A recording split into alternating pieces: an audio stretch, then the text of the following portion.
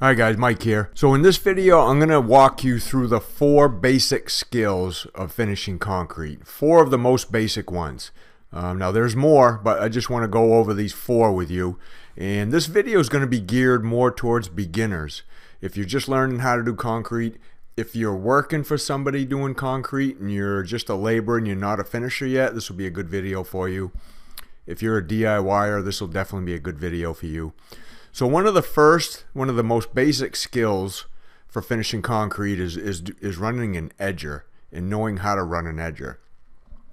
And the first thing you need to do is you need to know when to get on the concrete. So I got a video, I'll pop it up right here at the top of the screen, that tells you exactly when to know how to start finishing concrete with the timing of this thing. But basically for me, it's when I can press my fingers into the concrete and they only sink in about maybe a 1/4 inch or so, 3/8 of an inch. That's when I know it's time to start running an edger. So as you can see, I press that edger down in against my board, against my form, and then I just run it back and forth. Sometimes the edge will have some imperfections in it, and when you go over it with the edger, maybe it doesn't quite fill all the imperfections in. So one way to fix that with the edger is you can just take your edger, you can scrape up a little bit of cream on the surface. I don't know if you can see that, but it's got all kinds of cream there on the edge now, and you can fill that cream right in on the edge like that, and it fills in any of the little imperfections. You don't have to worry about that. You're going to be magging that in and fixing it anyway, but that's how you fill in the imperfections going around the edge.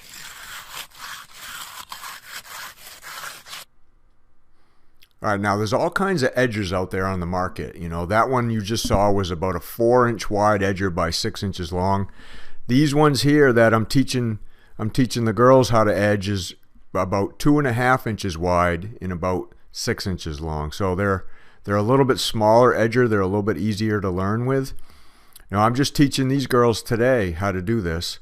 So as you can see, for a beginner, I mean, you can pick it up in a day as long as you have a little bit of a basic understanding when to start, how to press it in against the form, you know, the motion you need back and forth. Now these edgers are slightly slanted upwards on each end.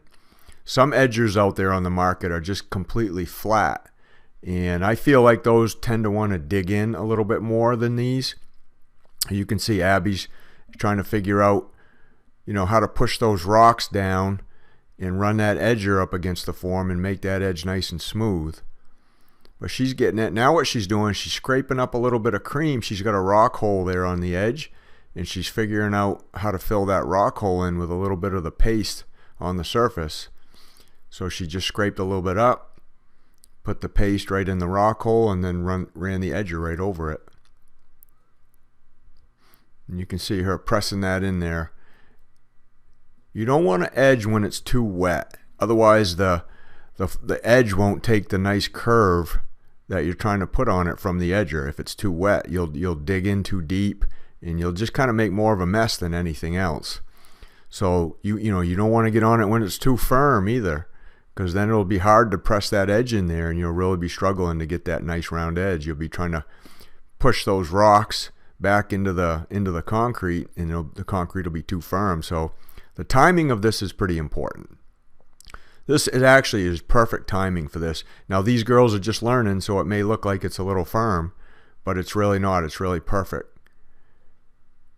You can see Abby's getting that all figured out. She's getting around the corner, starting up on that other edge.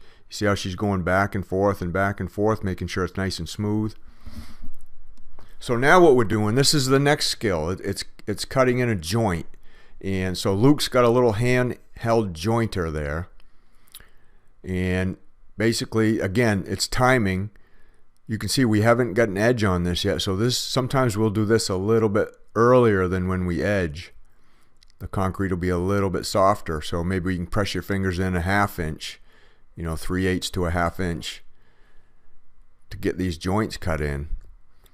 So he's just taking that and running it up against that screed board there, that aluminum screed, as a guide to make sure it stays nice and straight.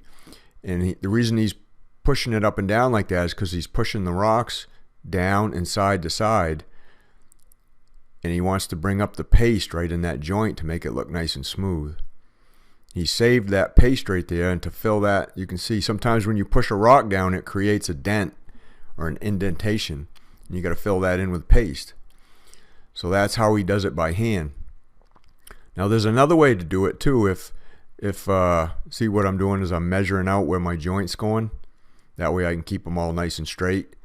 Now this is like a walk behind joiner. You can put a handle on this if you can't reach out. And I have a mark up there on the wall. That's what I'm going by. And you can see kind of like that little bolt or that nail sticking up on that joiner. It's actually a bolt. I'm using that by eye to go to my mark, to keep that joint nice and straight. Now you want to make sure, you can see I haven't edged this yet, so it's even before we start edging is when we cut these joints in. But this is another skill set. That's one of the basic skills for finishing concrete is running joints in there. And the joints are just, they help the concrete crack. If the concrete wants to crack, it'll crack in that joint. And they also add some looks, some aesthetics to the concrete to make it look nice.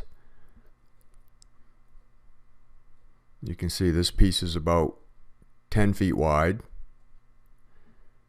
The concrete's a little too wet to get on, to stand on or get on with knee boards, so it's a lot easier cutting the joint in with a tool like this. Get it in, cut it in early, and get your joints all in place. You can see you're going nice and slow. Make sure it stays nice and straight. I don't want to dig in anywhere. And again, this is not that wide. I could have put a straight edge on this and cut it in by hand. But if I have this tool, that eliminates that, and I don't even have to get on the concrete to do that, as long as I get on it early enough. If I don't get on it early enough to use this tool, then I got to cut it in by hand, because I can press down harder with my hand than I can with this tool. But that's as easy as it is for cutting joints. You just have to measure them out, make sure they get nice and straight, and then run that back and forth so you're filling in your rock holes. So the next basic skill, the third one we're going to talk about, is magging the surface, how to use a mag float. And you can see I've got the slab all edged, so we know the timing is right. We don't want to mag it too early. And again, I'll have a video pop up at the end of this video that shows you the timing on this. When to start finishing concrete is what it's called. So that'll be a really good video to watch to understand a little bit more about the timing. But I'm just trying to teach you the skill here. So you can see I've got my mag float. That's a magnesium float. It's a metal one, but it's made out of magnesium, so it's nice and light. And I'm just tipping it one way, and then I'm tipping it back the other way when I move it, so I don't dig in. So I have a slight tilt to the mag, and I'm pushing down. I have some pressure. I'm pushing down on the surface a little bit. And as you can see, it's bringing up that nice paste to the surface. That's a little bit more moist than the part I haven't magged yet, because we're going to be running a broom over this to give it a broom finish. So we need to mag float the surface to make it nice and moist and have a really good creamy paste to it to make the brooms look really nice. So this is basically how you mag float. Now that mag float is actually a little longer than most people's. Most people use a 16-inch long mag float. That one's about 20. So you don't need one this long. You can use one a little bit shorter. Here, I'll show you in a minute. But this is personally the one I like to use when I'm doing a slab this size. You can see how nice and easy that mag floats when you get on it right at the right time. And this is another tool you can use to mag float the surface. This is called a funny float. And again, it goes on the end of a handle, so you can reach out to places you couldn't normally reach by hand or by arm's length. And this is just another tool to make your job a little bit easier, get things done a little bit faster, especially if they're in the sun like this. Concrete dries really fast when it's warm out and in the sun, so this is a good way to stay ahead of it If I didn't have this tool and I had to wait 10, 15, 20 more minutes, whatever, half an hour to get on this by hand, it would be a lot firmer, and I'd have to really hustle a little bit more, that's all. But by having this tool, it shortens that window. Now here's Darren using a regular 16-inch mag float, and he's using another mag float just to kind of just for some leverage, just to reach out there a little bit further. And you can see how he's just going back and forth, working up some pace, getting this ready for a broom finish, making the surface nice and smooth. So he's using 2 smaller mag floats, one for leverage and just one to mag with, to work up the cream on that, work up the paste. So what if the concrete's pretty firm and you can't do it with that funny float? It just won't work it up enough and you can't reach it by hand. Well, this is another way. You got to get on it with these concrete skids.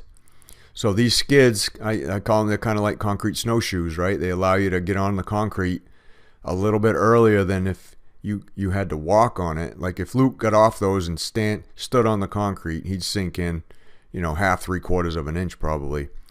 But by using those skids, he can kind of float across the surface, distributes his weight better, and allows him to get on that to mag float. And you can see that concrete has a little bit in the shade there up against the building and a little bit in the sun. So that part in the sun is going to dry a lot faster than that part in the shade. So we got to make sure we keep up with the part in the sun. And that's why he's out there mag floating that right now. Now the next skill we're going to talk about is broom finish, how to do a broom finish. Now this is relatively easy. We've got a 2-foot broom here with probably a medium coarse broom hair. And we're just setting it down nice and easy and pulling it straight back, nice and slow and easy and steady. We don't want to stop and start. Okay, we don't want to twist it. We don't want to pull it crooked. We just want to set the broom down. No matter what obstacle is behind you, you can see I got like a little dirt bank behind me. I got to make sure I go nice and steady and slow and nice and straight, or that's going to show up in your broom marks if you don't. Now they make all different kinds of brooms. They make ones with really fine broom hair on it. They make ones that are 4 feet wide, 6 feet wide, 8 feet wide. You can choose from all different kinds of brooms. I'll have a link down in the description for some brooms. Matter of fact, all these tools will be linked down in the description if you guys want to check them out. The edgers, the brooms, the joiners, the skids, all that stuff. But you can see how slow I'm pulling that broom across to get a nice broom finish. And here again, this will happen sometimes when you're new. So you set the broom down, maybe it slips, you dig in a little bit, and you don't want to broom right over that. That'll show. You got to mag float that, any little accidents back out, and then you just set the broom down nice and easy. You can see Abby there pulling it back nice and straight, focusing on what she's doing. Good job.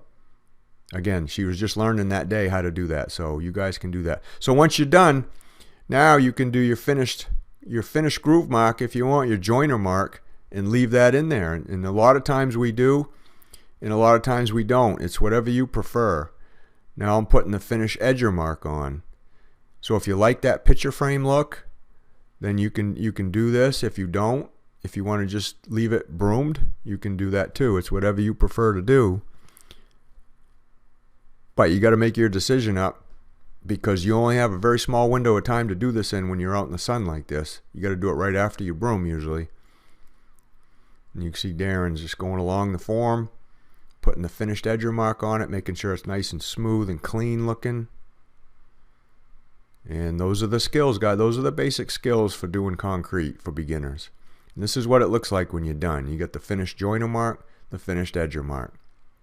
Well, check out the videos I got popping up here, guys. They'll help you out. They'll help you learn some more, and we'll see you on the next one.